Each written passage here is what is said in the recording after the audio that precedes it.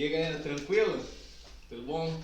Thiago, professor de Geografia. Hoje a gente vai dar continuidade à matéria de semana passada, beleza? Hoje está mais moderno, hoje está padrãozinho. Então, dando continuidade ao conteúdo que nós falamos semana passada, só que antes dando aquela revisão, né, que a gente gosta de fazer. Tinha falado com vocês que o processo de industrialização no Brasil ele se inicia ainda no século XIX, em meados do século XIX, e naquela época, como o que mandava na economia brasileira era o café, a indústria acabava ficando em segundo plano. A indústria não recebia muitos investimentos. O que mandava era a cafeicultura, que ficava principalmente no oeste paulista. Então, a partir de 1929, com a crise econômica que se inicia nos Estados Unidos e atinge o mundo inteiro, a exportação de café do Brasil, ela meio que toma um baque, né? Toma uma pancada. E aí, os cafeicultores que acumularam muito dinheiro, eles acabaram investindo no início da industrialização brasileira, já no século XX, beleza? A indústria naquela época era aquela indústria de bens de consumo não durável, né? Como, por exemplo, a indústria alimentícia, que não precisa de grandes investimentos. O capital era o capital privado nacional desses cafeicultores que acumularam dinheiro com o café, e a mão de obra era a mão de obra imigrante. Lembrando também que a infraestrutura que servia de base para o escoamento do café do interior de São Paulo até o Porto de Santos, que era a ferrovia, essa infraestrutura ela acaba servindo de base também para a indústria, né? A indústria ela começa a se instalar ao redor dessas ferrovias para conseguir tanto importar maquinários através do porto, como também para escoar as suas mercadorias pela ferrovia. E aí depois nós falamos de Getúlio Vargas, que era um presidente extremamente nacionalista, defendia a indústria nacional, o parque industrial nacional. Falei que Getúlio Vargas ele vai desvalorizar a moeda nacional para aumentar as exportações brasileiras e ao mesmo tempo dificultar a importação de bens industrializados estrangeiros, né? Conforme, imagina hoje, o real está desvalorizado em relação ao dólar, fica mais difícil para você comprar produtos dos Estados Unidos, com o dólar disparando.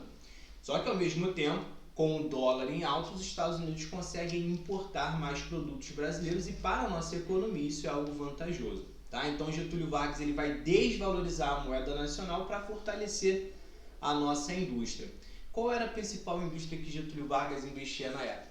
A indústria de base. Como o nosso parque industrial ele ainda não era muito extenso, não era muito bem consolidado, Getúlio Vargas ele fica responsável por acabar investindo na base da industrialização brasileira, como por exemplo a CSN, que produz o aço, né?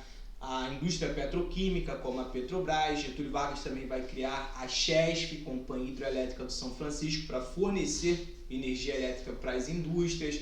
Getúlio Vargas também cria a FNM, Fábrica Nacional de Motores, né, que produzia tanto automóveis e caminhões como os motores, né? Tanto daí o nome, Fábrica Nacional de Motores. Então, Getúlio Vargas ele investe na base da industrialização brasileira. Beleza? Falei que Getúlio Vargas também vai criar a CLT, Consolidação das Leis Trabalhistas, né? E aí a partir daí os trabalhadores na área urbana terão direito a férias remuneradas, descanso semanal remunerado, criado por Getúlio Vargas. Tranquilão? Falei que Getúlio Vargas sofre uma pressão de ambos os lados, tanto dos políticos como os militares. O professor de História trabalha muito esse contexto com vocês. E aí eu falei que entre os dois governos de Getúlio Vargas, nós tivemos Gaspar Dutra, lembra? Gaspar Dutra, a principal característica dele foi o Plano Salt. Se a prova perguntar algo sobre Gaspar Dutra, você tem que lembrar que a característica política de Gaspar Dutra era totalmente diferente de Getúlio Vargas. Se Getúlio Vargas era nacionalista, defendia a indústria nacional, dificultava as importações, Gaspar Dutra faz totalmente o contrário. Ele vai favorecer as importações de produtos estrangeiros, como por exemplo chocolate. Gaspar Dutra ele vai abrir, né, o mercado nacional. Ele busca uma aproximação maior com os Estados Unidos. Então, se Getúlio Vargas ele era nacionalista, defendia a indústria nacional, Gaspar Dutra abriu a economia brasileira para as indústrias estrangeiras e acabou pegando aquele dinheiro que foi acumulado durante o governo de Getúlio Vargas, pegou esse dinheiro e gastou importando alguns produtos dos Estados Unidos. Uma característica totalmente diferente do governo anterior. Beleza? E aí onde nós paramos foi no governo Juscelino Kubitschek, JK. Cristiano, pode dormir? Só permite a entrada da menina aí, da Alana, e muda os slides, por favor. Então, olha só, as principais características do governo JK, que se inicia em 1956 e vai até 1961. Coloquei aí o plano de metas. Nós chegamos a falar sobre isso na última aula. Falei que durante o governo JK, ele coloca 31 metas do seu governo, 31 planos que deveriam ser realizados durante o seu mandato. Uma dessas metas era a Constituição de Brasília, beleza? Então, investimentos durante o governo JK, né? Investimentos maciços na área da agricultura, da modernização agrícola do país, não se compara com a modernização agrícola que ocorreu durante o governo militar, mas o governo JK também investe maciçamente na produção agrícola do país. Investe na área da saúde, tanto é que nós vimos na aula de população que durante esse período, justamente durante esse período, que vai da década de 40 até a década de 60, 70, o Brasil passou pela explosão demográfica, lembra? O que é a explosão demográfica? É aquele grande crescimento da população brasileira, aquele crescimento acelerado, né? E essa explosão demográfica, ela ocorre principalmente pelos investimentos na área da saúde. Com o investimento maior na área da saúde, a mortalidade ela diminui. E se você continua tendo alta natalidade com uma queda da mortalidade, a população brasileira ela dá um salto. Então, esse investimento na área da saúde realizado durante o governo JK é muito importante para a gente lembrar dessa explosão demográfica. Um fator decisivo no baby boom brasileiro. Tranquilão? Outra característica do governo JK foi o forte investimento na área da educação, principalmente na região sudeste. Lembrando que a maior parte desses investimentos realizados durante o governo JK acabaram concentrados na região sudeste. Ele não realizou um investimento por igual em todas as regiões, tá? Os investimentos acabaram ficando concentrados na região sudeste. Então, por mais que ele investisse na nossa economia, na nossa indústria, diversificação, né, desses investimentos, esses investimentos acabaram se concentrando na região sudeste, belezinha? Tanto é que depois JK ele cria um programa governamental para levar investimentos para o Nordeste, já que o Nordeste ficou esquecido por muito tempo. Como a maior parte dos investimentos ficaram aqui no Sudeste, as outras regiões ficaram mais isoladas. E aí ele começa um programa governamental para levar investimento para uma região específica, que era o Nordeste. Qual o nome desse programa governamental? SUDENE, Superintendência de Desenvolvimento do Nordeste. Tranquilão? Também investe bastante na área da energia. Por que você investe na área da energia? Para ampliar a produção industrial, tá? A indústria é o setor que mais consome energia elétrica. Então, se você quer aumentar o seu parque industrial, você tem que fornecer a energia. Por isso, o governo JK também investe em energia. O Pedro colocou baby boom. Sim, Pedro, na aula de população, não sei se você assistiu, eu falei que o Brasil passou por 3 fases de crescimento brasileiro. Falei que na primeira fase o crescimento vegetativo era baixo porque a taxa de natalidade era alta, mas ao mesmo tempo a mortalidade também continuava elevada, já que a maior parcela da população vivia no campo, e no campo a qualidade de vida é pior, menor, principalmente no início do século XX. Segunda fase do crescimento populacional, eu falei que era a explosão demográfica, ou o famoso baby boom. Então, se você não lembra, pega o conteúdo de população que está lá no Google Classroom e dá uma lapidada de novo, valeu? Olha de novo o conteúdo lá. Baby boom é rápida explosão populacional, quando a população cresce em um ritmo muito acelerado. Isso ocorreu no Brasil por volta da década de 40 até a década de 70. Por que isso aconteceu? Porque ainda nesse período a população brasileira era agrária. No campo a taxa de natalidade tende a ser maior, tá? Na cidade o custo de vida é mais elevado, então a taxa de natalidade tende a diminuir. Como a população estava migrando para a cidade para servir de mão de obra para a indústria, como você teve esse êxodo rural, na cidade a qualidade de vida é melhor, correto? Com a população migrando para a cidade, a taxa de mortalidade diminui. Resultado, taxa de natalidade elevada, muita gente nascendo, só que agora poucas pessoas morrendo, é o período que nós conhecemos como explosão demográfica. A população brasileira ela deu um salto gigantesco por conta dessa queda da mortalidade, fruto principalmente desse investimento na área da saúde, tá? Explosão demográfica é a mesma coisa que baby boom. Tranquilão, Pedro? Bota aí pra mim se você entendeu, se você conseguiu pegar aí. Novamente, vai lá na aula de população e dá uma lapidada, porque a prova do Enem adora cobrar sobre isso. Tranquilão?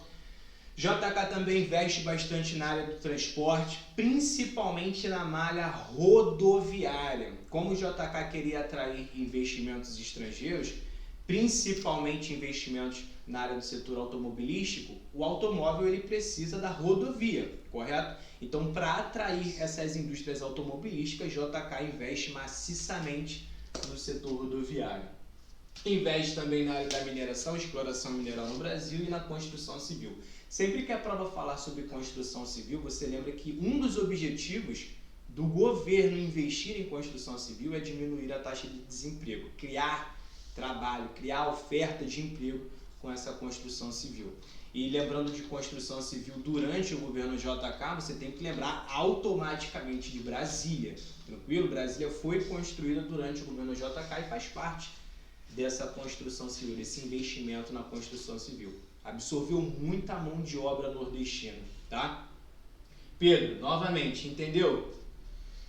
Outra característica do governo JK, aumentar a economia 50 anos em 5. Foi o famoso 50 anos em 5. O investimento maciço do governo JK tinha como objetivo fazer com que a nossa economia desse um salto gigantesco. Crescesse em 5 anos o equivalente a 50, tá? De fato, a economia brasileira durante o governo JK deu um salto gigantesco. A nossa economia foi bastante movimentada durante o governo JK.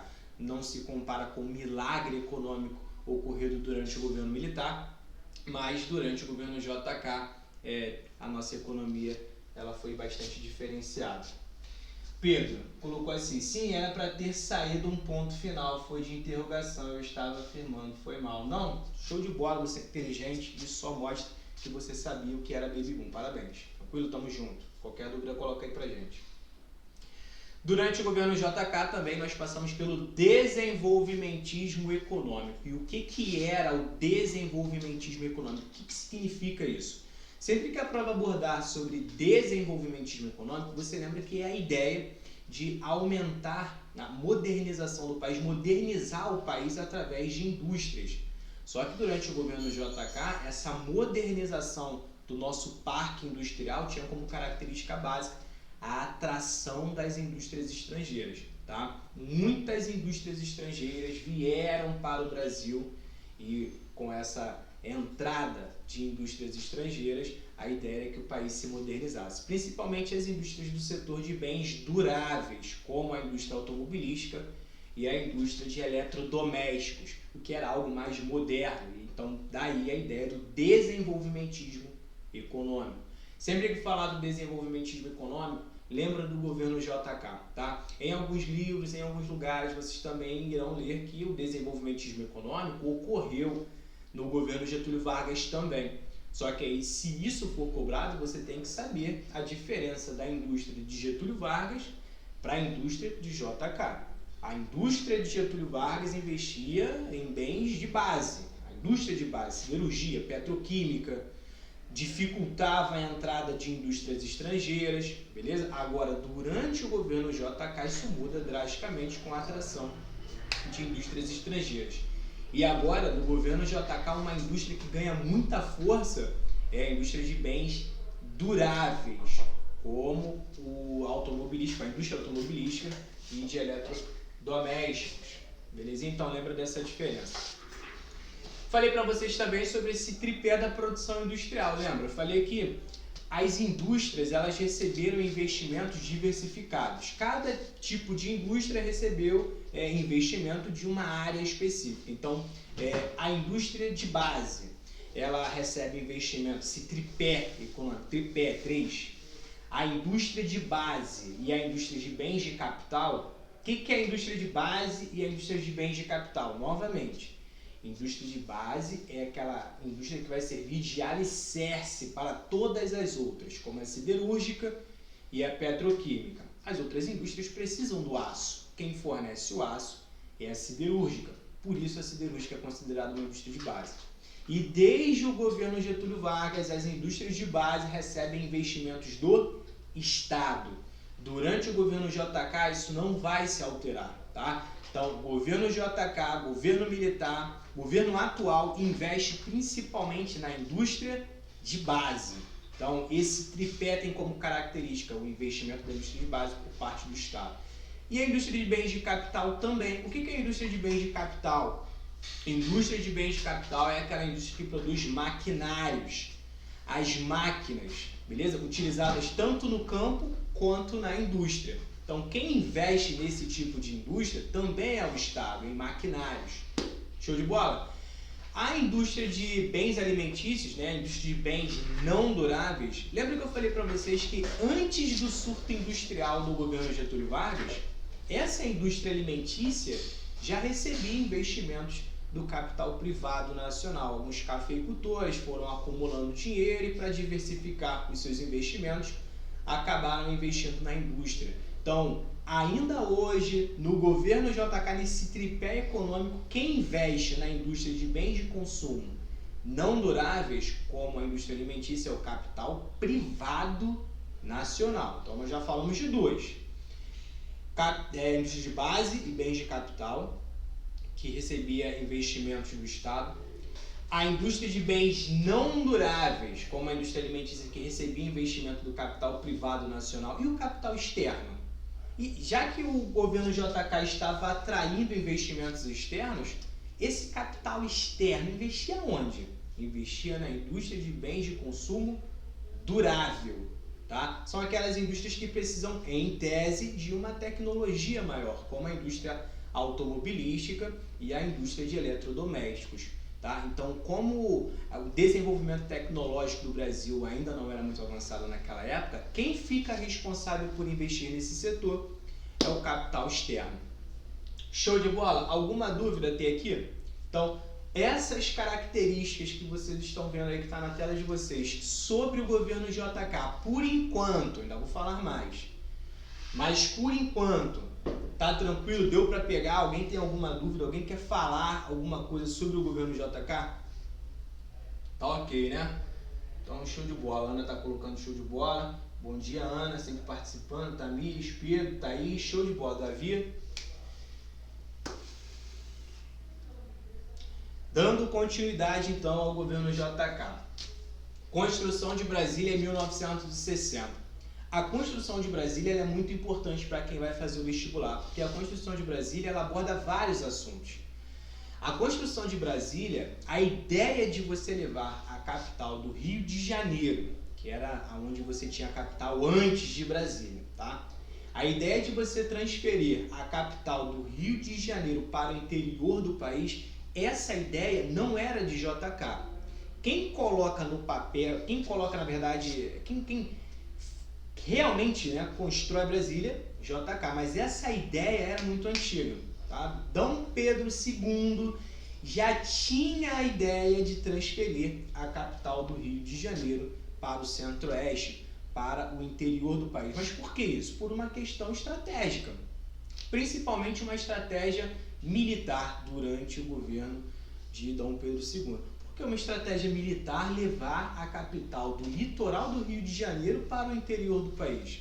Porque a ideia é o seguinte: caso o país entre em uma guerra, a guerra acaba quando a capital é tomada, certo? Com a capital no Rio de Janeiro, qualquer invasão que o Brasil sofresse pelo mar, e se essa invasão chegasse até a capital, que ficava no Rio de Janeiro, a guerra acabaria e o Brasil perderia a guerra. Então, o Brasil teria menos tempo para se defender, para bolar uma estratégia. Então, a ideia é que se você levar a capital para o interior, você tem mais tempo para se defender. Tem mais tempo para bolar uma estratégia de defender o seu território. Tá? Além dessa estratégia militar, essa estratégia de defesa do nosso território, levando a capital para o interior, existe também a questão política. A capital ficava no Rio de Janeiro, né? no litoral, no interior, aqui no nosso estado. Qual era o problema disso em questões políticas? Aqui no Rio de Janeiro, você tem uma forte concentração populacional, né? Quando você compara com as outras regiões do Brasil. O Sudeste tem uma grande aglomeração populacional. A capital do país aqui no Rio de Janeiro acaba refletindo em uma grande pressão por parte do povo, uma pressão popular muito forte sobre os políticos. Então, a ideia era você transferir a capital para o interior, porque assim você consegue governar sem sofrer tanta pressão popular das ruas, já que agora você está no interior, nas áreas mais distantes em relação a esses centros populacionais. E foi isso que fizeram, levaram a capital para o interior, né? E você não vê uma aglomeração populacional lá em Brasília como você vê aqui no Rio de Janeiro. Então assim você consegue governar melhor sem sofrer tanta pressão. Tranquilão? Ainda tem uma outra questão, que era você levar a população para o interior também, né? O centro-oeste do Brasil era uma área muito vazia demograficamente falando. Então, quando você transfere a capital para o centro-oeste do país, para o interior, automaticamente você tende a levar a população também. Como você faz isso? Construindo algumas rodovias que partem de Brasília em direção às outras regiões. E ao longo do tempo, com esse acesso mais facilitado pelas rodovias, a população tende a chegar mais para o interior. E ao longo do tempo você vai povoando aquela área. E foi isso que aconteceu, né? Tanto é que a gente fala que a corrida para o oeste aqui no Brasil, ela se inicia lá no governo Getúlio Vargas, ainda nós falaremos sobre isso. No governo Getúlio Vargas, essa corrida para o oeste se inicia, só que com a construção de Brasília, a população migra cada vez mais em direção ao centro-oeste. Você popularizou basicamente a região centro-oeste durante o governo JK com a construção de Brasília. Belezinha? Lembrando que Brasília é uma cidade planejada, né? Nós vimos isso na aula de geografia urbana. Tranquilão? 73% dos investimentos foram no setor de energia, produção energética, já que ele queria ampliar também a produção industrial, e no setor de transporte. Só que os investimentos no setor de transportes acabaram ficando concentrados principalmente no transporte rodoviário, tá? A malha rodoviária brasileira ela foi muito ampliada durante o governo JK, principalmente quando você compara com outras malhas viárias, como a ferrovia, a hidrovia. Então, botei aqui, ó, ampliação de 14 mil quilômetros de rodovias, e quando você compara com as ferrovias, não chega nem a 1.000 quilômetros. 14 mil quilômetros de ampliação rodoviária no país para 827 quilômetros em ferrovia. Se a prova perguntar, e na verdade o Enem já cobrou sobre isso, por que JK investe maciçamente na malha rodoviária? Para atrair a indústria automobilística e ao mesmo tempo dar aquela ideia de modernização para o país, para o nosso Brasil. Show de bola? Grande crescimento do setor automobilístico e de consumo duráveis, principalmente quando a prova cobrar do setor de eletrodomésticos. O Enem uma vez cobrou uma questão que estava a imagem de Brasília, né?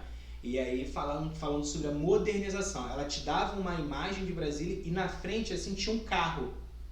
E aí te perguntava o contexto daquilo dali. E a resposta era justamente essa, modernização do Brasil, e aí remetendo a Juscelino Kubitschek. Ao mesmo tempo, Brasília foi construída por JK, e além de Brasília, essa ampliação da malha rodoviária para atrair a indústria automobilística. Isso é modernidade, isso é modernização não só do nosso parque industrial, como do nosso território como um todo, tá? Então lembra de JK quando fala sobre isso. E o setor de eletrodomésticos, ele começa a ganhar muito espaço aqui no Brasil a partir do governo JK. Isso já foi cobrado também na prova da UERJ, para quem vai fazer, tá? Com o investimento do setor de bens duráveis, com essa atração de indústrias estrangeiras, muitas indústrias de eletrodomésticos vieram para o Brasil. Resultado, como a população não tinha muito acesso a esses produtos, já que a maioria era importada, quando você importa, o produto fica mais caro. Se você tem essa importação com um produto caro, diminui o acesso da população a essas mercadorias. Só que agora, durante o governo JK, a partir da década de 50, com essas indústrias de bens duráveis, com esses eletrodomésticos sendo produzidos aqui no Brasil, com essas indústrias vindo para o Brasil produzir no nosso território, o valor da mercadoria, o valor desses eletrodomésticos tende a diminuir. E aí com isso você facilita o consumo da população. Tanto é que em uma questão da UERJ a resposta era essa, que durante o governo de JK. Tinha uma questão, na verdade acho que eu coloquei ela para vocês. A gente vai resolver uma questão aí.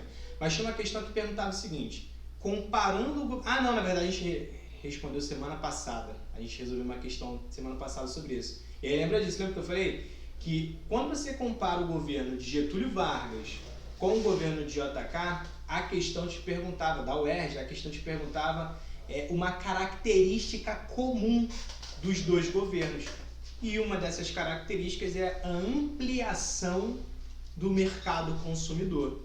Com esses produtos ficando mais baratos, a população brasileira consegue ter um acesso maior a essas mercadorias. Você amplia o mercado consumidor brasileiro. Só que durante o governo JK, você lembra desse consumo dos eletrodomésticos, beleza? Um problema, botei aqui, ó, tá em amarelo, um dos problemas do governo JK, aumento da dívida externa e o aumento da malha rodoviária. Para o governo JK realizar essa política, né, de 50 anos em 5, fazer com que a economia brasileira em 5 anos cresça o equivalente a 50, JK pegou muito dinheiro emprestado, né? Dinheiro emprestado, você tem os juros. A dívida externa do Brasil disparou durante o governo JK, tá?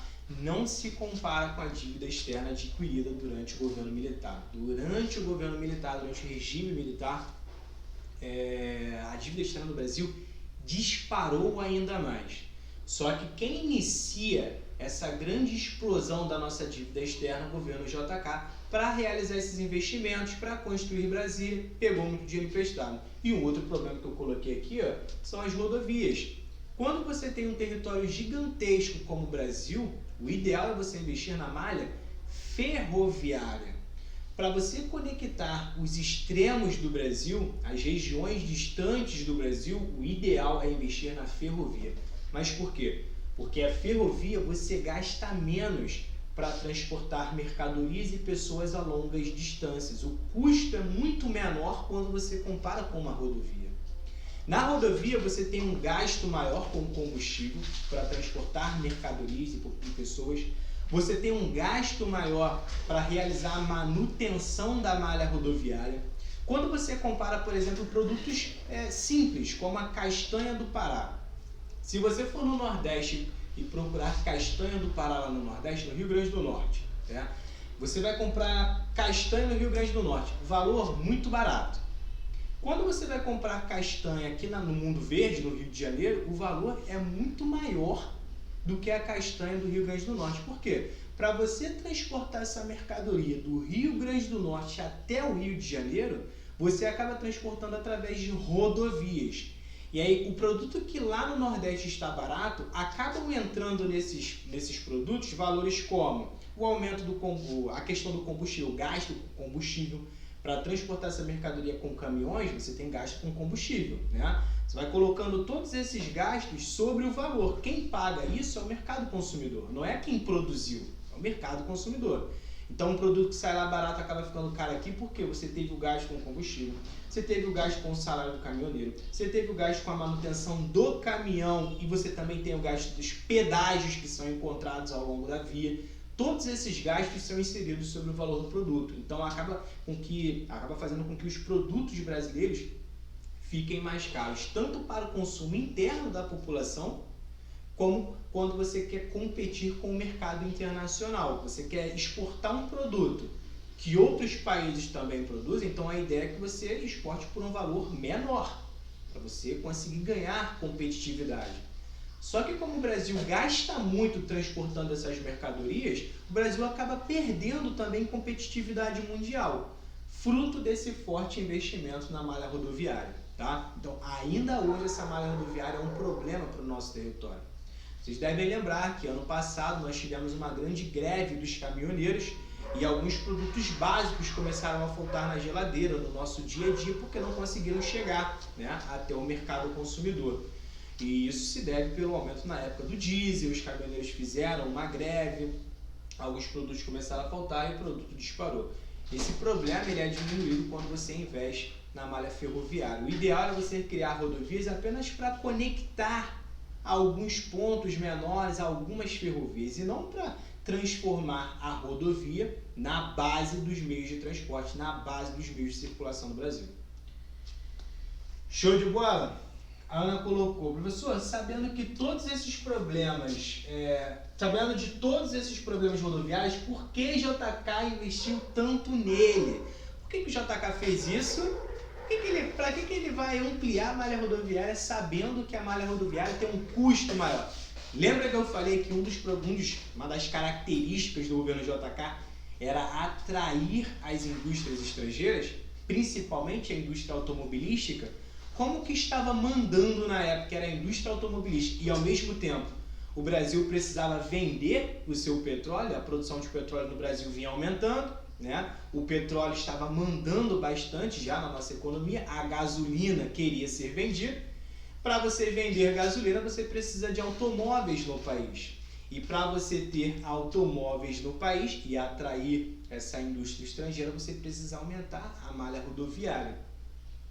Beleza? Ana, a Tamiris até colocou aí os automóveis. Pegou, Ana? Então, mesmo sabendo desses problemas, como ele queria atrair as indústrias automobilísticas, os automóveis não andam sobre trilhos, né? Os automóveis andam sobre rodovias. E para ampliar o número de automóveis no país e os investimentos externos, ele ampliou também a malha rodoviária. Tranquilão? E tem a questão da Petrobras também, vender a gasolina. Pedro colocou, fora também que muitas até hoje não são asfaltadas. Sim, por exemplo, nós temos como exemplo a Transamazônica, né? Boa parte da Transamazônica que foi criada durante o governo militar, com o objetivo de conectar o Nordeste à região Norte, parte da Transamazônica não é pavimentada, não é asfaltada, o que dificulta muito a circulação de mercadorias entre essas duas regiões. Perfeito, Pedro. Tranquilão? Então, outra característica do governo JK, outros problemas, na verdade, concentração do parque industrial no Sudeste. JK investe maciçamente na nossa indústria, beleza. Só que não diversifica esses investimentos entre as regiões brasileiras. A maior parte desses investimentos ficam na região Sudeste. O que acaba acontecendo? As outras regiões ficam mais isoladas, você cria uma desigualdade regional muito grande no Brasil. Na verdade, essas desigualdades regionais elas não foram criadas por JK, mas elas foram ampliadas por JK. Tá? O Brasil, lembra que eu falei para vocês que no início do século XX o Brasil ainda era um arquipélago econômico? O que é um arquipélago econômico? É quando você tem as regiões com as suas características econômicas, cada região, né, com a sua característica econômica, mas essas regiões elas não se ligam. Né? Você não tem uma conexão forte entre essas regiões, uma região dependendo da outra, criando uma conexão econômica. Não existia isso. No início do século XX, cada região era isolada, não tinha uma certa conexão. A região sudeste estava passando pela industrialização, a região norte do Brasil tinha um parque industrial ainda muito limitado no início do século XX. A região norte não dependia diretamente do sudeste, as regiões eram independentes. Então, como você tinha ilhas econômicas, o que são essas ilhas econômicas? Pontos isolados no país, ilha, um ponto isolado no país, com a sua própria economia, sem uma certa conexão. Né? E isso ocorreu desde o início do século XX. Quando Getúlio Vargas entra no poder e começa a investir na indústria, ele não investe em todas as regiões. Ele investe principalmente no Sudeste. Quando ele faz isso, coloca a maior parte dos investimentos na região Sudeste, as outras regiões ficam mais isoladas. Você cria uma desigualdade regional muito grande. No governo JK isso também ocorreu. As desigualdades regionais aumentaram, tá? Então, mas no finalzinho da década de 50, início na verdade da década de 50, você começa a criar algumas rodovias para conectar as regiões do Brasil, mas mesmo assim você ainda tinha uma desigualdade regional muito grande. Como assim, professor, desigualdade regional? Quando você tem o Sudeste muito rico e as outras regiões mais pobres. O Nordeste ele foi sendo esquecido desde o fim do ciclo da cana-de-açúcar. Até hoje o Nordeste possui como característica básica ser uma região pobre, economicamente falando, e ter uma forte emigração, saída de pessoas. Por quê? Porque o Nordeste foi sendo esquecido por muito tempo. Belezinha? Então você cria essa desigualdade entre as regiões. E durante o governo JK, isso aconteceu bastante. Ele acaba ampliando essas desigualdades por acabar concentrando os investimentos no Sudeste. Beleza? Tanto é que JK, como eu coloquei para vocês aí, ele vai criar um programa governamental para levar investimentos para o Nordeste, para tentar diminuir um pouco essa desigualdade entre as regiões, entre o Nordeste e o Sudeste. Quando o parque industrial no Sudeste começa a ser ampliado, começa a crescer, muitas pessoas do Nordeste migraram para o Sudeste em busca de trabalho. Por isso que eu coloquei aqui, ó, houve uma intensificação das migrações internas no país. Quando você cria uma desigualdade econômica no país, né? Quando você leva investimento para uma região e esquece das outras, essa região que recebeu mais investimentos, ela começa a atrair mão de obra. Todo mundo quer ir para essa região em busca de trabalho. Eu falei na aula de população que aqui no Brasil as migrações elas ocorrem principalmente por questões econômicas. Aonde a economia está bombando, a população vai atrás. Como o JK investe maciçamente no Sudeste e o Sudeste está bombando, as outras regiões começam a migrar para cá. Você aumenta, então, as migrações internas no nosso país, beleza? E aí, voltando, JK, para diminuir essas desigualdades regionais, ele cria um programa governamental chamado SUDENE, Superintendência de Desenvolvimento do Nordeste. Qual era o principal objetivo? Levar desenvolvimento econômico para a região Nordeste e, ao longo do tempo, diminuir essas desigualdades e também frear essas emigrações. Show de bola? Bonitão? Lá, ó. Isso é uma foto, uma imagem emblemática da construção de Brasília durante o governo JK, são os prédios do Ministério. Lembrando que Brasília é uma cidade planejada, é a cidade capital, também conhecida como uma cidade polinucleada. O que é cidade polinucleada? É quando você tem um grande centro urbano, que é Brasília, um grande centro urbano, só que nesse grande centro urbano você tem alguns núcleos urbanos, tá? Então você tem o centro, que é a cidade piloto, é o plano piloto, é o centro de Brasília, onde você tem esses prédios ministeriais, plano piloto, e as cidades que estão ao redor são as cidades satélites. Então você tem vários núcleos urbanos lá em Brasília, por isso polinucleada. Poli são vários núcleos, cidades polinucleadas, beleza? Vamos ver mais uma. Aí, outra imagem bonitinha, lembrando que Oscar Niemeyer foi o arquiteto responsável por esses desenhos modernos de Brasília, tá? Não foi ele que desenhou o plano de Brasília, mas ele vai desenhar ele vai ser o arquiteto, ele vai desenhar os prédios. Não a questão da geografia urbana de Brasília, não foi ele. Thaís colocou assim, professor, pode explicar essa questão da SUDENE de novo, por favor? Não entendi muito bem. Claro, o que acontece é o seguinte, Thaís, imagina que é o seguinte, você concentra o investimento em uma determinada área do país, beleza? A maior parte dos investimentos ficaram concentrados no Sudeste. O Sudeste desenvolveu melhor, o Sudeste foi mais rico. Nosso ajudante está até sagaz, já voltou para o slide, pô, show de bola. Então o que acontece? Você cria um investimento maior no Sudeste, o Sudeste ficou mais rico, só que as outras regiões foram ficando esquecidas, foram ficando mais pobres. Você cria essa desigualdade entre as regiões, desigualdade regional. Perfeito. E o que acontece é que para diminuir essas desigualdades regionais, o que deve ser feito? O governo, o Estado, tem que investir nessas regiões também. Quando o Estado investe nessas regiões que antes estavam esquecidas, ao longo do tempo você diminui essas desigualdades regionais.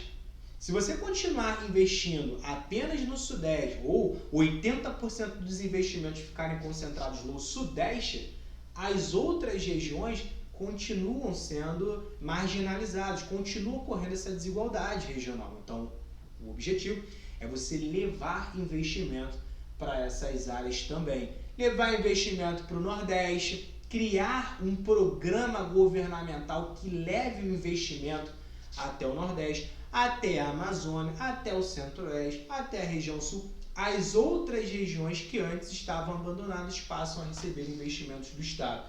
No caso da Sudene, o investimento foi para a região Nordeste. Sudene significa Superintendência de Desenvolvimento do Nordeste, beleza? Quem cria esse programa de Superintendência de Desenvolvimento do Nordeste, JK, para levar investimentos econômicos para a região Nordeste. As outras regiões, professor, existiram projetos? Sim, os outros projetos foram ampliados durante o governo militar. Quem inicia esse programa? JK. Durante o governo militar é criada a Sudan, Superintendência de Desenvolvimento da Amazônia, é criada a Sudeco, Superintendência de Desenvolvimento do Centro-Oeste, a Sudesul, a Codevasf, que é a Coordenadoria de Desenvolvimento do Vale do São Francisco, programas criados durante o governo militar, mas quem inicia? JK, levando o desenvolvimento para o Nordeste.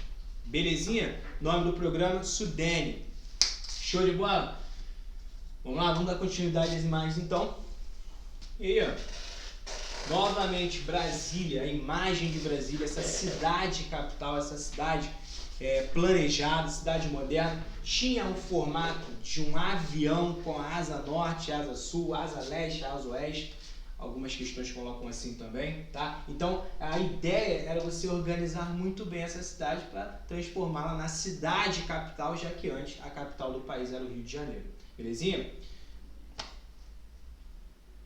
Isso aí, ó. Lembra que eu falei da Sudene? Até a Thaís perguntou aí, ó. Pegou, Thaís? Pegou o que é a Sudene? O objetivo da Sudene, o objetivo principal é diminuir as desigualdades regionais, tá? Lembra disso no dia da prova. Então, o objetivo da Sudene é levar investimento para o Nordeste para, ao longo do tempo, diminuir essas desigualdades econômicas pelas regiões do país. Nessa imagem, o que nós estamos vendo aí? Na primeira imagem ali, à esquerda, você tem a divisão regional criada pelo IBGE. Tá? O IBGE divide o Brasil em 5 regiões. E é o que vocês estão vendo ali. No verde você tem a região norte do Brasil, em amarelo o centro-oeste, em laranja você tem o nordeste brasileiro, vermelho o sudeste e o azul é a região sul. Nessa segunda imagem aqui, eu queria chamar a atenção de vocês, porque nessa segunda imagem você tem a delimitação da Sudene, Superintendência de Desenvolvimento do Nordeste, criado por JK. Porque quando a gente fala desse desenvolvimento no Nordeste, criada por JK, a gente tem que lembrar o seguinte, além dos estados nordestinos, que possuem como características básicas a pobreza econômica, não é pobreza cultural, intelectual, não é pobreza econômica, é a característica básica do Nordeste, e a forte emigração, saída de pessoas principalmente a partir de 1930. Muita gente saiu do Nordeste e veio para o Sudeste em busca de trabalho nas indústrias. Beleza. Só que além dos estados do Nordeste, existem algumas regiões aqui do Sudeste, aqui da nossa região, que se parecem muito com as características do Nordeste. Como, por exemplo, em Minas Gerais, no norte de Minas Gerais, nós temos o Vale do Jequitinhonha. Estou falando aqui, tu estava acostumado a olhar para a televisão? Olhando para a câmera agora. Nós temos o Vale do Jequitinhonha em Minas Gerais, no norte e nordeste do estado de Minas Gerais. E nessa região do Vale do Jequitinhonha você tem uma característica que se parece muito com o Nordeste. Que característica é essa? No norte de Minas Gerais você tem o sertão mineiro, que se parece muito, na verdade é o sertão que você encontra lá no Nordeste, é a Caatinga, né? Aquela área semiárida que você encontra lá no Nordeste, você também encontra no norte de Minas Gerais, é o sertão mineiro. E nessa área do sertão mineiro, do semiárido, da Caatinga, você tem o empobrecimento do solo, as atividades econômicas são precárias, principalmente voltadas no setor primário da economia. Você ainda tem essa área de clima semiárido com chuvas concentradas no norte de Minas Gerais. Então essa característica do Vale do Jequitinhonha se parece muito com o Nordeste. E o norte do Espírito Santo também tem uma aproximação econômica mais com o Nordeste do que com o próprio Sudeste. Por isso que quando o JK cria a Sudene, além de colocar os estados nordestinos, que é o que vocês estão vendo aí, ele também vai acrescentar o Vale do Jequitinhonha, que é em Minas Gerais, e o norte do Espírito Santo. Isso é muita pegadinha, o vestibular vai cobrar de você como pegadinha. Porque o vestibular ele vai subentender que os alunos já sabem que a Sudene é no Nordeste. Só que você tem que lembrar que além dos estados nordestinos, fazem parte do Sudene também o norte e o nordeste de Minas Gerais, que é o Vale do Jequitinhonha. Nós trabalhamos isso em bioma quando eu falei sobre a Caatinga. E o norte do Espírito Santo também faz parte do Vale do Jequitinhonha. Beleza? Nessa imagem você pode ver a concentração da malha viária no Brasil. Se você reparar, essas linhas aí, verdes, laranjas, são as malhas rodoviárias, tá? Algumas já foram criadas, outras ainda estão sendo implementadas, estão sendo criadas, tá? Só que se você reparar, a maior parte da malha viária, da malha rodoviária no caso dessa imagem, a maior parte fica na região centro-sul do Brasil. O que é a região centro-sul do Brasil? É a união do centro-oeste, do sudeste e da região sul. Nessa região centro-sul você concentra a maior parte da malha rodoviária. Professor, por que a região sudeste e a região sul são as regiões com as maiores malhas viárias do Brasil? Porque a região sudeste e a região sul são as duas regiões mais industrializadas do Brasil. A região sudeste é a mais industrializada e hoje a região sul é a segunda mais industrializada. A malha rodoviária, tá, e qual é a conexão disso? A malha rodoviária ela foi criada também para dar base à indústria. Não tem como você colocar um grande parque industrial em uma área isolada onde não tenha uma rodovia, uma ferrovia para escoar a produção dessa indústria.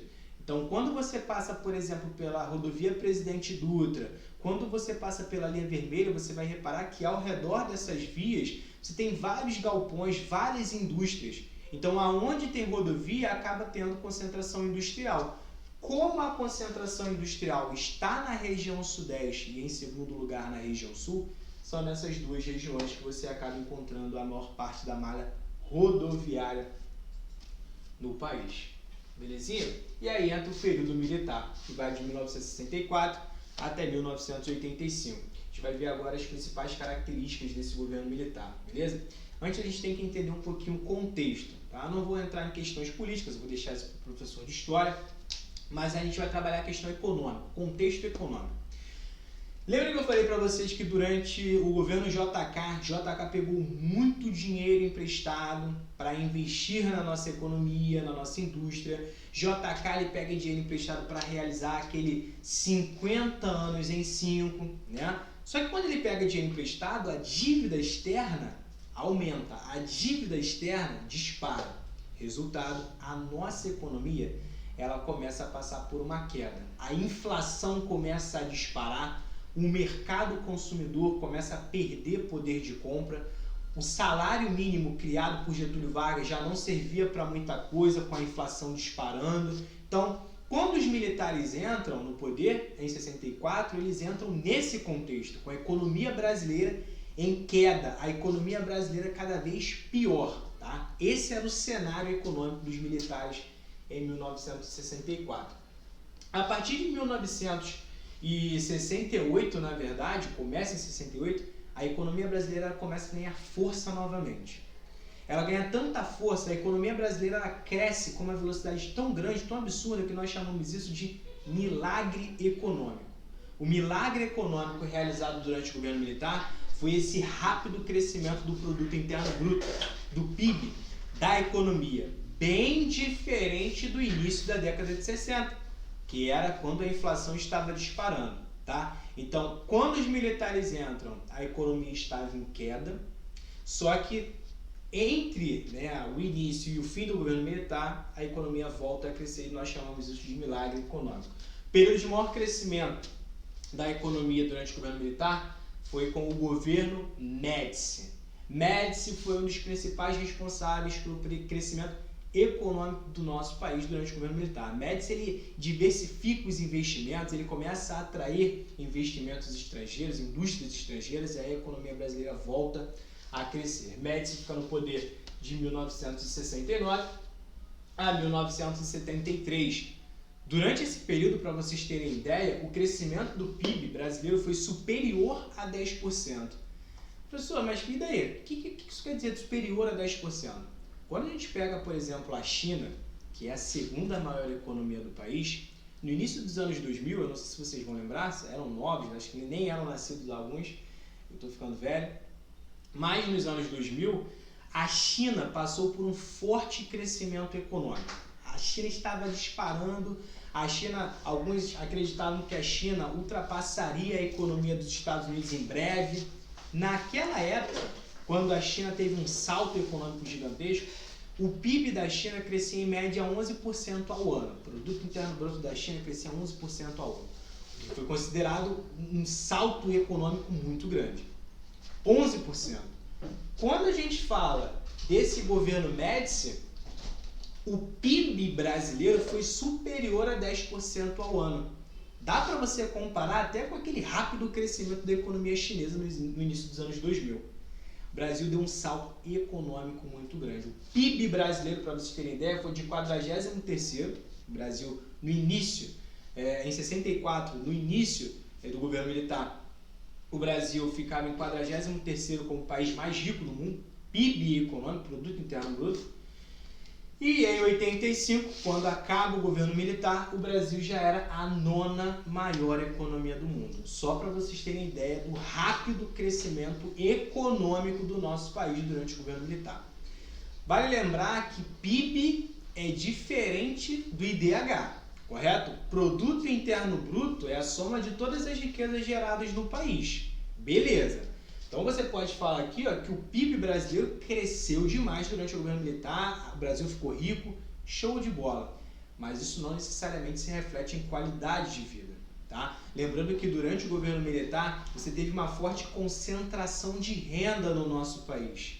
Durante o governo militar, quem era rico ficou mais rico, e quem era pobre continuou sendo mais pobre. As pessoas pobres no país aumentaram, dispararam, você teve uma forte concentração de riquezas no nosso país. Tanto que quando o governo militar foi questionado em relação a isso, os próprios governantes diziam que primeiro nós precisamos inchar o bolo. O que eles queriam dizer com isso? Aumentar o produto interno bruto, a riqueza, para depois repartir esse bolo, essa fatia do bolo. O que ele queria dizer com isso? Para depois realizar a distribuição de renda. Então, durante o governo militar, nós tivemos pontos positivos e negativos. Questão positiva foi o salto da nossa economia. O Brasil ficou entre os 10 países mais ricos do mundo. Mas isso não necessariamente significa em qualidade de vida. Tá? Então, lembra disso. Durante o governo militar, a dívida externa disparou, a qualidade de vida não melhorou, você teve uma forte concentração de renda. E sempre que a gente fala do governo militar, eles falam, principalmente na área de geografia, o Enem adora explorar essa questão da concentração de renda durante o governo militar. Porque como o Brasil enriqueceu, a ideia é que o poder de compra do trabalhador aumentasse. Né? Se o Brasil está ficando mais rico, os trabalhadores teriam mais acesso a mercadorias e enriqueceriam juntos. A ideia era essa, mas não foi o que aconteceu. A economia cresceu, mas a concentração de renda ainda era muito alta. Belezinha? Em nome disso, concentração de riquezas.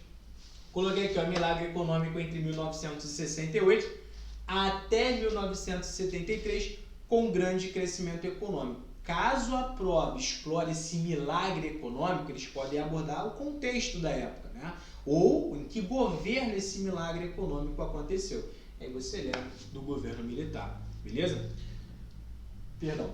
Outra característica do governo militar: grande investimento estatal em energia, transporte e comunicação. Para você ter uma ideia, na área de energia, algumas usinas hidrelétricas foram criadas pelo governo militar, como por exemplo a usina de Itaipu, que é uma usina binacional, pertence 50% ao Brasil, 50% ao Paraguai. A usina de Itaipu ela foi criada para ampliar a produção industrial da região centro-sul do país. Na época, era a maior usina siderúrgica, a maior usina hidrelétrica do mundo. Hoje, ela perde para a usina de Três Gargantas, né? Só que a usina de Itaipu era gigantesca e ela servia para fornecer energia elétrica aqui para a região centro-sul, para as indústrias que estavam crescendo. Além da usina de Itaipu, uma outra usina hidrelétrica que surge é a usina de Tucuruí, lá no estado do Pará, na bacia hidrográfica do Rio Tocantins-Araguaia. A usina de Tucuruí foi construída para dar base ao projeto Grande Carajás, realizado durante o governo militar, com uma forte extração mineral no sudeste do Pará, A Thames colocou. O governo militar foi nesse período do milagre econômico? Não, você pode falar que o milagre econômico foi durante o governo militar. Agora, não que o período do milagre econômico foi todo o governo militar. Lembra que eu falei que o governo militar vai de 1964 até 1985. Esse foi o período militar. E dentro desse período nós tivemos o milagre econômico, que vai de 68 até 73. Então não é todo o governo militar, é apenas um período, uma faixa do governo militar. Beleza, Tamires? Beleza? Governo militar é uma coisa, milagre econômico é outra. Vamos lá, Militão? É só pra gente ter uma ideia, né? A gente já falou, é só ser bem básico, tem muita coisa escrita ali, mas fica tranquilo, é bem básico. Olha, ó, que algumas construções foram realizadas durante o governo militar para dar base a esse parque industrial que estava crescendo, a esse PIB, esse produto interno bruto que estava disparando, a área urbana começa a disparar também, a crescer, a população começa a migrar cada vez mais para as cidades. Na verdade, isso é uma característica desde o governo de Getúlio Vargas. Então, durante o governo militar, essa migração para as cidades continua, esse parque industrial continua aumentando. E nós temos algumas construções importantes realizadas durante o governo militar, como a usina de Itaipu e Tucuruí, que eu já mencionei, a usina nuclear de Angra. O programa nuclear no Brasil ocorre durante o governo militar. Naquela época, o mundo estava passando pela Guerra Fria, né? Aquela disputa entre Estados Unidos e União Soviética, entre o capitalismo e o socialismo, e o Brasil também estava inserido nesse contexto. Aqui no Brasil, nós também passamos por essas disputas, né? E como o Brasil teve uma aproximação com os Estados Unidos, nesse contexto da Guerra Fria, o mundo naquela época estava passando pela corrida nuclear, a corrida armamentista, e o Brasil não queria ficar de fora. Então, os militares criam o programa nuclear, né, o programa nuclear brasileiro, com a construção da usina nuclear de Angra dos Reis. Tá? Inicialmente, a usina nuclear tinha como objetivo armamentos nucleares, o Brasil queria produzir armas nucleares, só que teve a corrida armamentista, só que a ONU ela vai vetar alguns países de produzirem armamentos nucleares, e o Brasil foi vetado. Então, a usina nuclear depois foi utilizada para gerar energia elétrica, tá? A partir da termonuclear, que nós falaremos ainda sobre isso.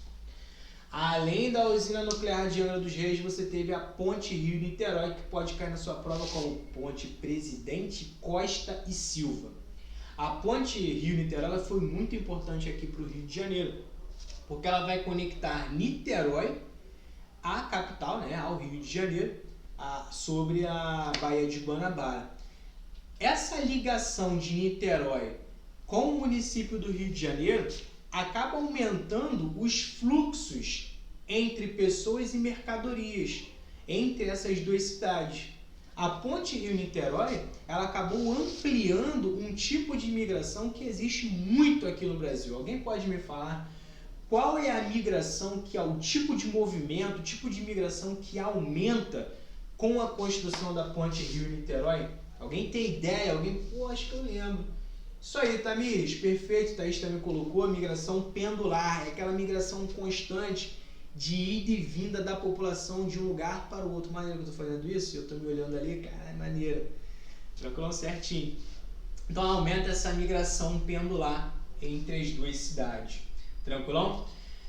Além da usina de Itaipu, de Tucuruí, da usina nuclear, da Ponte Presidente Costa e Silva, nós tivemos algumas rodovias que foram criadas para conectar no Brasil. Uma delas, a Transamazônica, beleza? A Transamazônica, que boa parte dela ainda não é pavimentada, ainda não é asfaltada, e a Perimetral Norte. O governo militar, a gente vai falar um pouquinho sobre isso também, o governo militar cria um programa para conectar as regiões. Na verdade, nós falamos um pouquinho sobre isso na aula de população, que foi o Plano de Integração Nacional, integrar as regiões do Brasil através das rodovias, né? E algumas rodovias foram criadas, como a Cuiabá-Santarém, a Transamazônica. Nós falaremos também sobre isso na aula sobre meios de circulação no Brasil. Tranquilão? Ocorreram investimentos externos no Brasil durante o governo militar. O governo militar atrai capital externo, principalmente dos Estados Unidos. E uma dessas ideias, desses objetivos era ampliar a produção mineral no Brasil. Então foram criados alguns projetos aqui no Brasil para ampliar a mineração do nosso país, como por exemplo o projeto Carajás, né? Projeto Trombetas e o projeto Jari. Projetos principalmente com o objetivo de extrair minério de ferro. Só que outros minérios foram extraídos também ali no sudeste do Pará, principalmente. Esse minério ele era escoado até o Porto de São Luís, o Porto de Itaqui, na verdade, lá em São Luís do Maranhão, Porto de Itaqui, que fica lá no Maranhão. Você quer essa conexão entre o sudeste do Pará e São Luís do Maranhão. Porto de Itaqui, ele recebia minério de ferro da Serra dos Carajás. Esse minério de ferro era escoado por uma ferrovia, a Ferrovia Carajás, e de lá, do Porto de Itaqui, parte desse minério era exportado para a China, para o Japão e para os Estados Unidos. Belezinha? Com o governo, durante o governo militar, lembra que eu falei que a dívida externa aumentou, o PIB aumentou também, só que você teve essa forte concentração de renda. Alguns lemas foram criados durante o governo militar, como por exemplo, primeiro nós precisamos inchar o bolo para depois repartir, já expliquei sobre isso. E o outro lema era exportar é o que importa. Como assim? O ideal era você exportar, vender mercadorias, não importa a qual custo, você tem que exportar ao invés de importar. Se você exporta, se você vende, você ganha dinheiro. Isso é bom para uma balança comercial. Se você importa, se você compra, você está perdendo dinheiro, você está gastando dinheiro. Então o ideal é você exportar ao invés de importar. E durante o governo militar, isso foi usado como lema. Exportar é o que importa. E para fechar, nós já falamos. Sudã, Superintendência da Amazônia, criado durante o governo militar. Sudeco, que foi a Superintendência do Centro-Oeste. Sudesul, levar investimentos para a região sul. E a Codevasf, ampliar a produção energética no Vale do São Francisco. Belezinha? Pode rolar. Nós temos quanto tempo de aula? Quero fechar um pouquinho, quero falar sobre... Dá para trabalhar mais? Show de bola. Então nós temos uma imagem aí sobre a rodovia Transamazônica, tá? Conectando aí, ó, duas regiões do Brasil, a região norte e a região nordeste. A rodovia Transamazônica é considerada uma obra faraônica. Por que obra faraônica? É quando você tem um grande projeto e você gasta muito dinheiro nesse projeto. É uma obra faraônica. E a Transamazônica é considerada uma obra desse tipo, já que conectaria duas regiões e o gasto seria muito grande. Infelizmente, a Transamazônica possui alguns problemas, como por exemplo a questão ambiental. Para você passar com essa rodovia na floresta amazônica, o impacto ambiental é muito grande, o desmatamento é muito grande.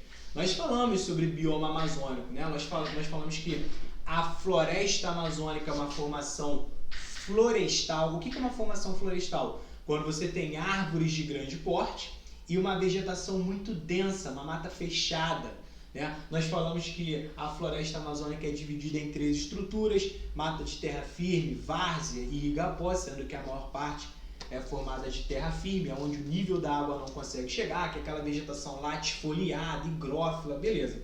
Então, quando você passa com a rodovia Transamazônica por esse ambiente, o impacto ambiental é muito grande, tá? Os militares eles também tinham como ideia realizar distribuição de terras ao redor da Transamazônica. Como assim?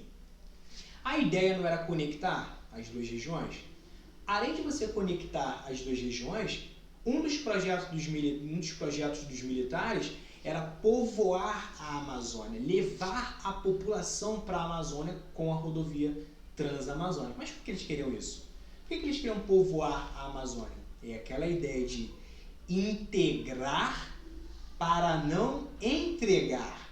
Você tem que integrar a Amazônia ao território nacional para evitar uma invasão de países inimigos, países estrangeiros, pela Amazônia. Porque se algum país estrangeiro invadir o Brasil pela Amazônia, até o governo federal se defender, perdeu muito tempo.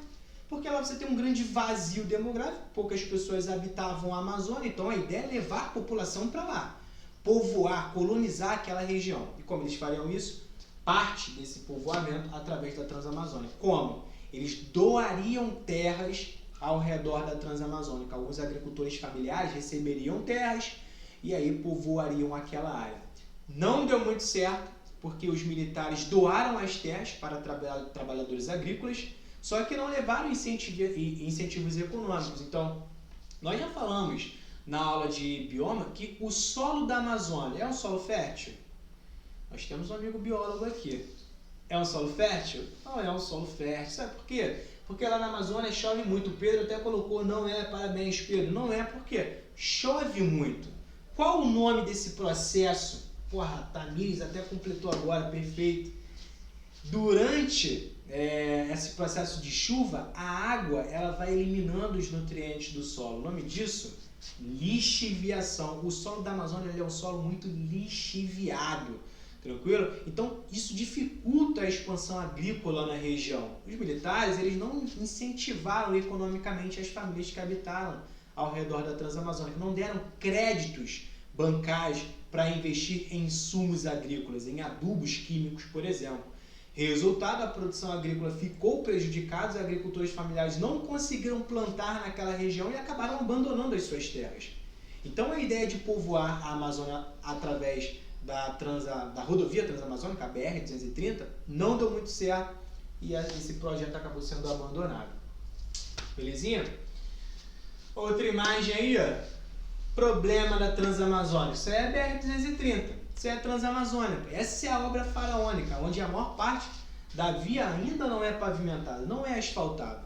E qual é o clima predominante da Amazônia? É o clima equatorial, é o clima mais úmido do país. Tem a atuação da MEC, a massa equatorial continental. Lembrando que a MEC, essa massa de ar úmida que se forma sobre a Amazônia, ela tem toda essa umidade por dois fatores. Primeiro fator nós já vimos, evapotranspiração da vegetação, que acaba aumentando a umidade do local. E ao mesmo tempo, lá na Amazônia, você tem muitos rios caudalosos. O que são os rios caudalosos? São aqueles rios que fazem muitas curvas. Como o relevo da Amazônia é um relevo mais plano, a força da água é menor. Resultado, qualquer obstáculo que o rio pegar pela frente, ele vai tentar cortar aquele obstáculo. Então, lá na Amazônia, os rios fazem muitas curvas. Em uma pequena área, no mesmo quilômetro quadrado, você tem uma grande quantidade de rios. A evaporação desses rios aumenta a umidade do ambiente e acaba deixando o solo assim, ó, encharcado constantemente. Parte dos caminhões não conseguem passar por esse ambiente, prejudicando a circulação de mercadorias. Prejudicando não só a circulação de mercadorias, como também a economia do país. Belezinha? Uma outra imagem agora, o impacto ambiental na construção da Transamazônica. O que nós temos aí é a floresta amazônica sendo desmatada para ampliação dessa rodovia. Então, quando a gente fala em desmatamento, a gente não está falando apenas da remoção da árvore. A gente está prejudicando toda a fauna local também. Eu não sei se vocês acompanharam essa semana, mas acho que é no Rio Grande do Sul ou Santa Catarina, removeram algumas árvores em uma área urbana, né? E aí, amendoeiras. Removeram muitas amendoeiras em uma área urbana e aí uma moradora de um prédio filmando. Tinha tela no prédio dela, várias araras presas ali na tela do apartamento dela e muitas estavam morrendo, porque perderam seu habitat, elas estavam cansadas, exaustas por estarem voando ali em uma área urbana, acabaram morrendo. Muitas estão morrendo, isso saiu até no noticiário. Então você acaba também com a fauna local, não é apenas a flora, também acaba com a fauna. Um impacto ambiental absurdo. E outra coisa, o desmatamento na Amazônia, já falei com vocês na aula de clima. Esse desmatamento na Amazônia ele impacta também o Rio de Janeiro e São Paulo, por exemplo. Como? Parte da chuva que cai aqui no Rio de Janeiro, parte da chuva que cai em São Paulo, no Sudeste, vem da Amazônia. A MEC, a massa equatorial continental que se forma lá na Amazônia Ocidental, ela chega até o norte do estado do Paraná. A massa de ar úmida que se forma sobre a Amazônia, ela chega até a região sul do Brasil. Se você ampliar o desmatamento, diminui a MEC, diminui a umidade da massa de ar e, consequentemente, diminui a chuva que ocorre aqui. São os rios voadores, isso aí também. Rios voadores são as massas de ar úmidas que atuam no nosso país, principalmente a MEC, massa equatorial continental. E aí, para fechar, nós temos aí um tempinho de aula, não temos? Antes da gente resolver o exercíciozinho? Porra, show de bola. Bota aí pra gente. Atual dinâmica espacial das indústrias. Como que as indústrias estão se comportando hoje? Quais são as características industriais do nosso país hoje? Até agora nós vimos o processo de industrialização no Brasil, né? O contexto histórico. Desde o período do café, nós estudamos desde o século XIX até o governo militar. E agora, quais são as características da industrialização brasileira? Eu coloquei aqui, ó. A região sudeste e a região sul são as duas regiões mais industrializadas do Brasil, correto? O Enem adora cobrar um geógrafo muito importante para o nosso conteúdo, que foi Milton Santos. Milton Santos foi um dos maiores geógrafos do mundo, escreveu vários livros, ele é muito importante na geografia brasileira, deu aula em várias universidades ao redor do mundo, deu aula na universidade na França, muito importante. E ele escreveu vários livros, como eu disse. O Enem gosta de cobrar Milton Santos, ele adora citar algumas palavras, alguns estudos de Milton Santos. Ano passado, por exemplo, eles citaram um livro do Milton Santos, que na minha opinião é o melhor, que é Uma Outra Globalização. Por uma outra globalização. Tem até um documentário, se vocês quiserem assistir, já que isso é cobrado no Enem, vale a pena. Tem um documentário sobre o livro, sobre o que é o livro. E tem no YouTube, tá? Por uma outra globalização. Lá no YouTube, dá uma olhada, porque trabalha muito bem o contexto econômico, não só do Brasil hoje, mas do mundo. E eles adoram cobrar, inclusive o Enem cobrou ano passado, tá? Então dê uma olhada. E o Milton Santos diz o seguinte, que aqui no Brasil nós temos uma região concentrada em relação à indústria. Qual é a região concentrada citada por Milton Santos? Região Sudeste e a região Sul, que são as duas regiões mais industrializadas. Então acontece que a região Sudeste ela domina a região Sul em relação à economia, em relação à indústria.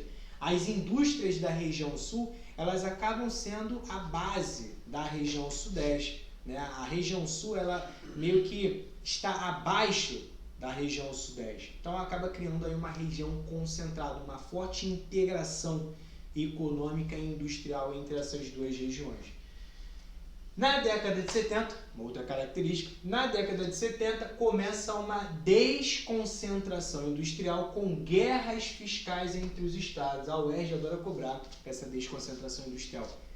Adora. Quem vai fazer a UERJ, dê uma focada nesse conteúdo. O que acontece é o seguinte. A região Sudeste é a região que ainda hoje concentra a maior parte das indústrias do país. Ainda hoje. São Paulo é o estado com a maior concentração industrial do país. O maior parque industrial do país fica em São Paulo. Tá? Só que nos últimos anos, algumas indústrias dessas grandes cidades aqui no Sudeste, algumas indústrias estão saindo da nossa região e indo para outras regiões, como o Nordeste, como a região Sul, o Centro-Oeste, a região Norte. Algumas indústrias estão preferindo o interior do que as grandes cidades. Com isso, nós temos uma certa desconcentração da indústria, desconcentração da produção, ou, o que a UERJ colocou uma vez, desterritorialização da produção. Quando ao invés da produção ficar concentrada em um único lugar, agora as indústrias estão se espacializando mais, estão se dispersando pelo território brasileiro. Estão indo cada vez mais para o interior, estão indo cada vez mais para as pequenas e médias cidades do que ficando nas grandes. Mas por que isso vem acontecendo? O Pedro colocou pelo custo, né? No interior é mais barato. Perfeito, Pedro. Nós temos alguns motivos que levam as indústrias a preferir o interior do que as grandes cidades. O custo é uma delas. Mas custo em quê? A gente pode especificar. Você falou corretamente, mas nós podemos especificar. Aqui na região Sudeste, aqui nas grandes cidades, nós temos um custo maior com a mão de obra, O trabalhador no Rio de Janeiro e em São Paulo, ele é mais caro para a indústria do que um trabalhador do Acre, da Amazônia, de Roraima. Ou até mesmo o trabalhador aqui em Nova Iguaçu, ele é mais caro do que um trabalhador em Campos dos Goytacazes, em Itaperuna, no interior do estado. Tá? Então, esse custo com a mão de obra acaba afastando um pouco as indústrias dessa grande cidade. A Thaís colocou que a fiscalização é menor também, correto. A fiscalização nessas pequenas e médias cidades, nessas cidades do interior, a fiscalização é menor, é menos severa. Aqui nas grandes cidades, a indústria ela tem que se adaptar mais ao meio ambiente, às normas ambientais. E para ela se adaptar a essas normas ambientais, ela precisa gastar mais. E gastar não é muito atraente para a indústria. Então, quando ela vai para uma cidade do interior ou para uma pequena e média cidade, ela não tem essa mesma fiscalização ambiental, é menos severa, então ela gasta menos. Tá? Tem a questão dos baixos impostos também nas pequenas e médias cidades, que acabam, na verdade, levando à guerra fiscal. Beleza? Mas, então, pelo que estou vendo aqui, todo mundo está conseguindo acompanhar o que é desconcentração industrial, né? Essa saída das indústrias das grandes cidades em direção ao interior. Essas grandes cidades, desde a década de 70, estão passando por alguns problemas. O aumento da criminalidade, o aumento no roubo de carga, o aumento do congestionamento que prejudica a circulação das mercadorias. Desde a década de 70, essas grandes cidades estão passando por esses problemas e as indústrias estão saindo daqui e indo para o interior. O nome disso, desconcentração. E quando a gente coloca em um contexto mundial, lembra que nós falamos da terceira revolução industrial? Falei para vocês que na terceira revolução industrial ocorre justamente essa desconcentração da indústria. As indústrias elas estão procurando os lugares mais baratos para produzir. Então, parte da produção fica em um país, parte de uma outra produção fica em outro país, ela está se espacializando. É o caso da Nike, por exemplo. O design da Nike fica... a Tamires colocou aqui, ó, é igual às multinacionais, onde as partes das produções são feitas em vários lugares. Caraca, falei isso agora. Tamires, perfeito, é isso aí, show de bola, tá pegando, inteligente. É isso aí. Então você tem o caso da Nike, por exemplo, que é uma multinacional, como você colocou. Por que multinacional? Porque ela está em vários países, ela é multinacional. Então, a produção da Nike fica ali no Sudeste Asiático, principalmente no Vietnã. Se eu pegar aqui o tênisinho que eu estou agora e dar uma olhada, Vietnã, produção. Por quê? Lá no Vietnã, o custo da mão de obra é muito barata. O designer do tênis da Nike acaba ficando na Europa. A sede da Nike nos Estados Unidos. Nós temos fábricas da Nike espalhadas pelo mundo inteiro. Isso é desconcentração, buscando cada vez mais as vantagens lucrativas. Tranquilo? Aí, quando a gente fala de desconcentração industrial, automaticamente a gente pode puxar a um outro conceito, que é a questão da guerra fiscal. Quando uma indústria anuncia que vai sair de uma grande cidade, como a cidade do Rio de Janeiro, as cidades do interior ou os outros estados, eles começam a travar uma guerra para atrair essa indústria. Por quê? Imagina a Souza Cruz. A Souza Cruz produz cigarro, é uma das maiores indústrias de tabaco do mundo, tá? Souza Cruz. A Souza Cruz fica aqui no Rio de Janeiro. Não sei se vocês sabem, mas ela fica ali perto da Pavuna, ali na linha vermelha, né? Naquela rotatória ali quando tu sai da Dutra, para pegar a linha vermelha ali. Fica ali. O roubo de carga ali é muito grande, né?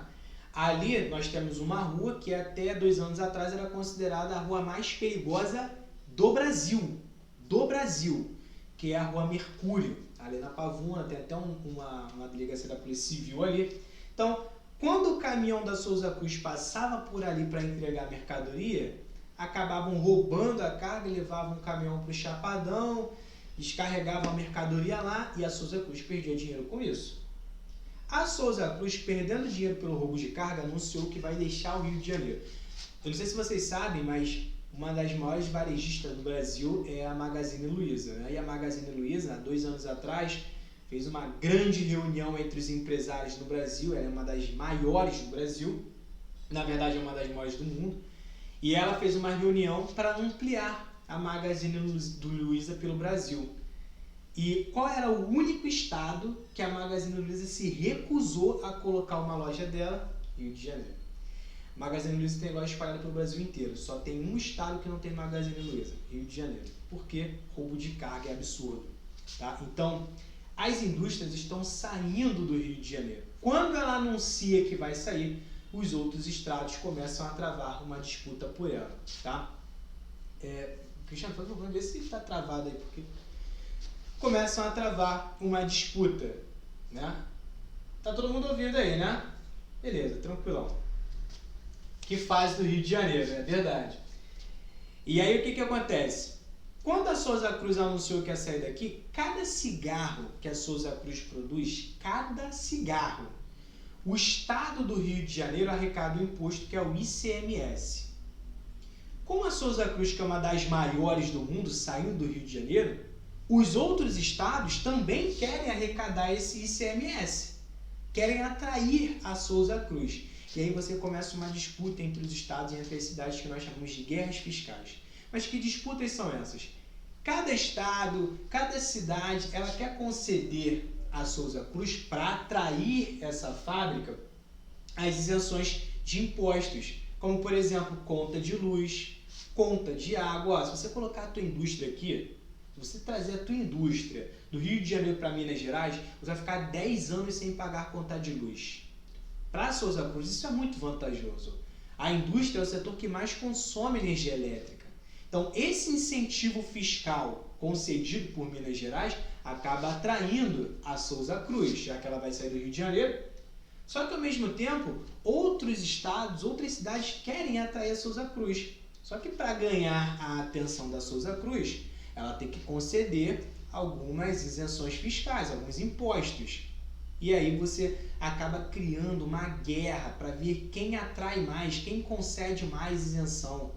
O nome disso, guerra fiscal. As guerras fiscais, elas acabam incentivando essa desconcentração da indústria. Tranquilão? E isso é uma característica muito marcante hoje. Uma outra característica muito marcante que vem caindo bastante em prova são as privatizações na década de 90. Tá? Em 1991 é criado o Programa Nacional de Desestatização das Indústrias Brasileiras. E o que acontece? Quando cai na sua prova sobre um governo que investiu bastante na indústria, quem você tem que lembrar automaticamente? Quase. Quem você tem que lembrar assim, que esse presidente investiu muito na indústria de base, na indústria brasileira? Ele criou várias indústrias no Brasil. Thaís colocou Getúlio Vargas, a Ana também, Tamires, o Pedro colocou o governo militar. O governo militar, ele investe muito na nossa indústria, tá? Perfeito, Pedro, mas o governo que tem que vir na sua cabeça automaticamente como um governo que criou várias indústrias nacionais, empresas nacionais, lembra de Getúlio Vargas, criou a CSN, criou a Chesf, a FNN, beleza. O mundo, ele passa por 3 fases capitalistas. 3 fases. Nós vivemos no capitalismo aqui no Brasil, né? O sistema econômico adotado pelo governo federal é o sistema capitalista. Só que o capitalismo, na verdade, ele não é um sistema perfeito. Como assim não? Professor, é esquerdista querendo doutrinar? Não. Por que eu digo que o sistema capitalista não é um sistema perfeito? Porque ele passou por 3 fases. O sistema capitalista, ele quebrou em alguns momentos. Se ele quebrou, ele não é um sistema perfeito. Ele pode se readaptar, se reformular, mas não é perfeito já que ele quebrou, certo? Na primeira fase do sistema capitalista, nós tivemos o sistema liberal, onde o Estado não investia na economia, o Estado não regulava nada, era a fase liberal do capitalismo. O capitalismo mandava, beleza?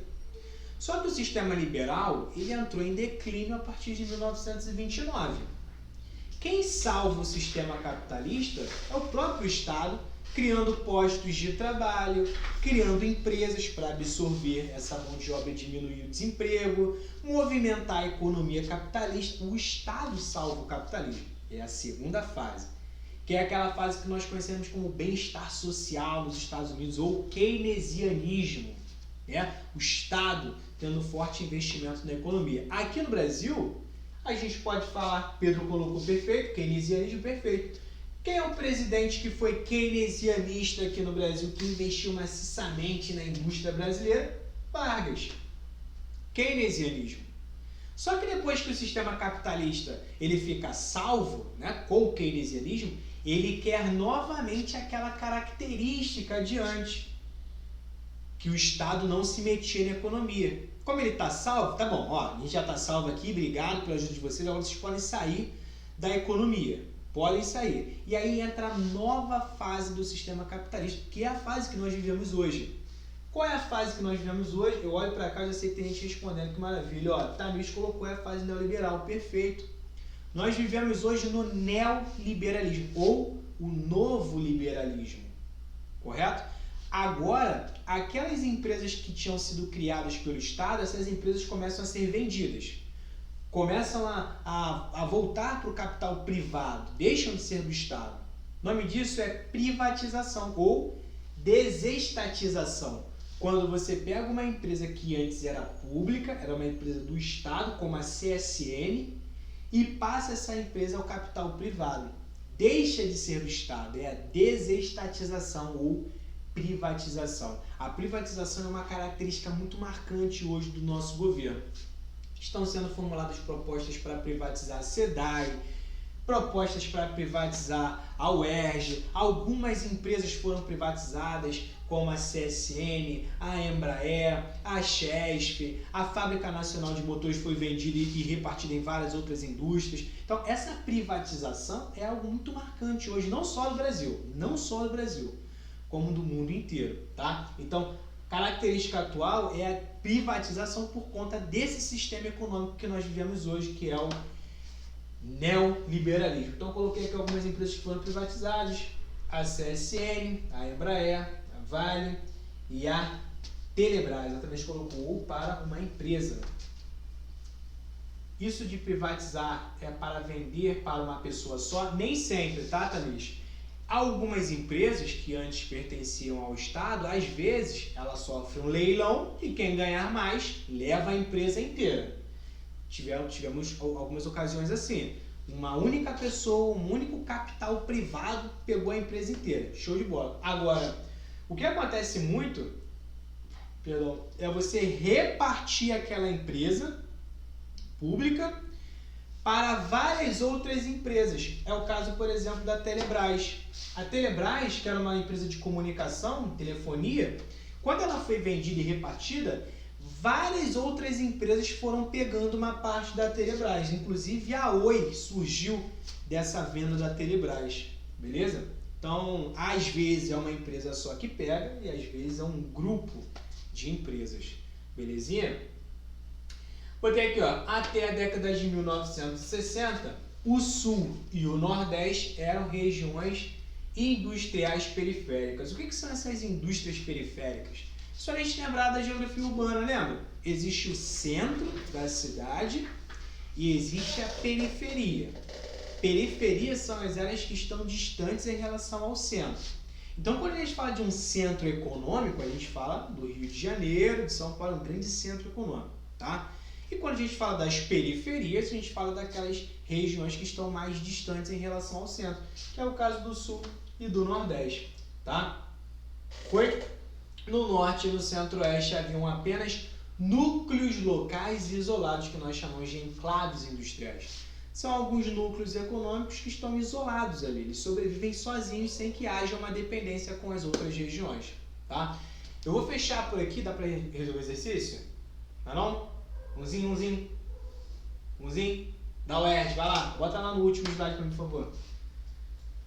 Exercíciozinho da UERJ aí, já que semana passada nós resolvemos exercícios do Enem, resolvemos até uma questão da UERJ semana passada, hoje eu vou, como eu tô com o meu tempo meio, falo muito, bota no slide 47, por favor.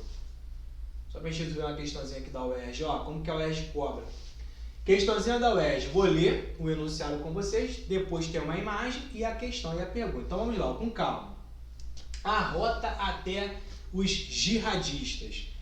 Questão da UERJ de 2017, tá? Componentes produzidos por 51 empresas caem em poder do Estado Islâmico. Mais de 50 empresas de 20 países, entre elas uma brasileira, foram identificadas na cadeia de suprimentos dos dispositivos explosivos improvisados usados pelo Estado Islâmico em centenas de atentados terroristas. O que eles estão querendo dizer com isso? Para produzir uma bomba utilizada pelo Estado Islâmico, nós temos componentes vindo de mais de 20 países, de mais de 50 empresas para produzir uma única bomba.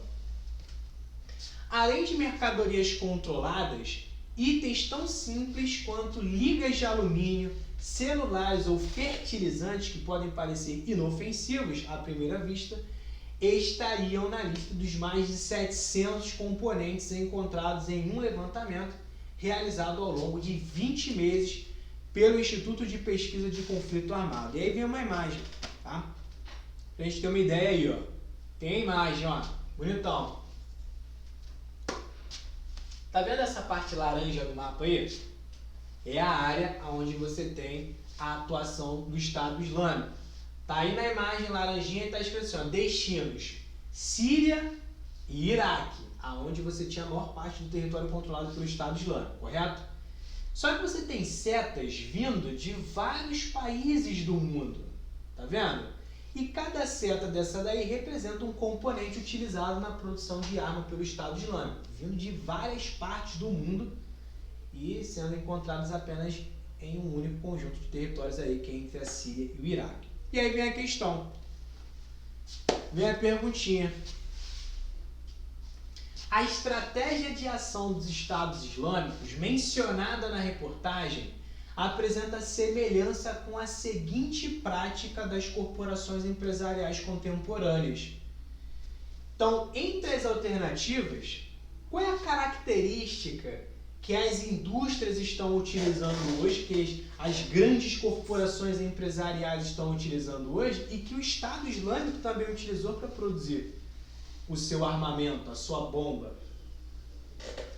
Então, Pedro, Thaís, dois Pedros, né? Agora que eu fui ver, tem o Pedro Vitor e o Pedro Henrique, Davi, Keren, todo mundo colocando aí C. Tranquilo? E tá correto, perfeito, parabéns. A resposta certa é C. Desterritorialização da produção, que é uma característica atual, a desconcentração da indústria. O Estado Islâmico ele também se aproveita disso. Já que você não pode comprar uma bomba, né, de um único lugar, você tem que produzir essa bomba. E se você comprar todos os componentes de um único país, a barreira alfandegária daquele país vai travar a exportação. Então você tem que comprar partes de vários lugares do mundo para não levantar suspeitas. E é isso que o Estado Islâmico faz. É essa desterritorialização da produção. Beleza? Galera, muito obrigado pela presença de hoje. Valeu, na próxima aula a gente fecha esse conteúdo, eu trabalho mais exercícios. Nós trabalhamos na próxima aula a questão da Guerra Fria, caso você já queira dar uma trabalhada. A gente vai trabalhar a Guerra Fria e pós-Guerra Fria, os blocos econômicos. Tranquilão? Valeu, Pedro, valeu, Tamir, valeu, Ana, tamo junto. Iago, valeu, beijos, abraços. Até a próxima.